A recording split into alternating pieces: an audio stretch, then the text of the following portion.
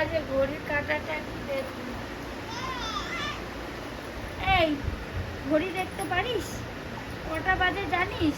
কখন উঠতে হয় কখন ঘুমোতে হয় কিচ্ছু তো জানিস না।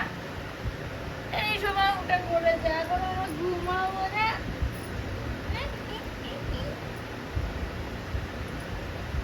উঠে জামা খাচ্ছে, কথা বলছে, মানে কি বলবো, এই 2 দিন ধরে দেখছি যে অর্ধেক ঘুম ঢুকে এই যে দুষ্টু করছে। হ্যাঁ এই হাসে এরকম, ওরে বাবা রে,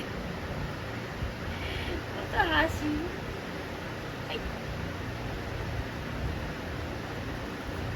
দুষ্টু।